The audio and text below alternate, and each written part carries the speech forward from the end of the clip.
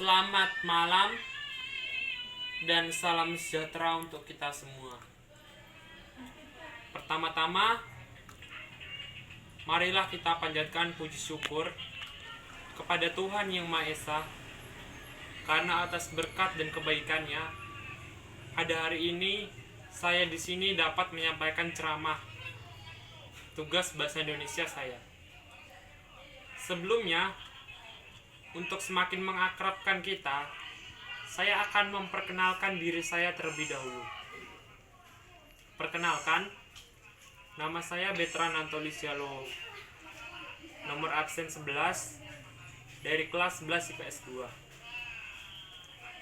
Di sini saya akan membacakan sebuah ceramah mengenai demokrasi yang ada di Indonesia. Tetapi sebelum itu, untuk arti yang lebih luas, pertama-tama marilah kita membahas terlebih dahulu mengenai definisi dari demokrasi itu sendiri. Menurut Abraham Lincoln, demokrasi adalah pemerintahan oleh rakyat untuk rakyat, pemerintahan oleh rakyat, dari rakyat, dan untuk rakyat. Menurut Carles Castello, demokrasi adalah suatu hak politik, sosial politik dari pemerintah yang dibatasi hak-haknya oleh hukum demi kepentingan warga negaranya. Secara umum, di dunia ini kita mengenal 3 demokrasi. Pertama adalah demokrasi liberalis.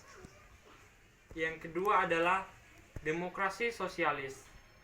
Dan yang ketiga adalah demokrasi campuran. Yang mana tiap-tiap negara di seluruh dunia masing-masing menganut demokrasi ketiganya.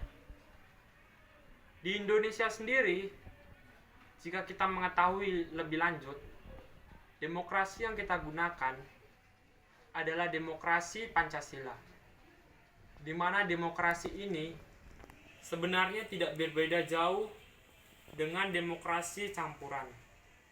Akan tetapi, karena kita hidup di Indonesia dengan beraneka ragam suku, bangsa, dan ras, oleh sebab itu digunakanlah bahasa Pancasila sebagai bentuk demokrasi kita. Demokrasi Pancasila yang kita miliki sama dengan demokrasi yang terbuka. Artinya, mengutamakan musyawarah sebagai landasan yang penting dan aspek landasan yang penting atau aspek yang utama. Contoh dari demokrasi Pancasila yang bisa kita temui dalam kehidupan kita sehari-hari adalah sebagai berikut. Pertama, adalah pemilihan umum atau pemilu. Yang kedua adalah pilkada, yang mana baru-baru ini baru kita laksanakan. Kita merayakan pesta demokrasi pilkada, pemilihan wali kota dan bupati se-Indonesia. Contoh yang lain adalah seperti pemilihan ketua kelas, pemilihan ketua RT, RW, dan lain sebagainya. Selanjutnya, apabila kita membahas tentang demokrasi sendiri, alangkah baiknya kita gunakan sebagai suatu pedoman hidup yang mana semakin membuat kita memiliki jiwa sosialis yang besar, yang tinggi kepada sesama kita. Dengan demokrasi, kita tidak akan mengabaikan hak-hak orang lain. Kita akan saling menghargai dan saling membantu satu sama lain. Karena prinsip dari demokrasi sendiri adalah tidak merugikan yang lain, tetapi sama-sama memberikan manfaat. Oleh sebab itu, dengan demokrasi yang kita miliki khususnya yang ada di Indonesia, demokrasi Pancasila, seharusnya kita dapat membuat aspek yang lebih baik untuk kedepannya. Seperti contoh, marilah kita lebih dewasa lagi dalam melakukan sebuah tindakan demokrasi. Banyak sekali tindakan-tindakan yang tidak baik atau tidak tercermin atau tindakan yang negatif yang dapat kita temui. Seperti contoh adalah sebuah bentuk seperti orasi, bukan orasi, tapi demonstrasi, yang mana itu mengacaukan.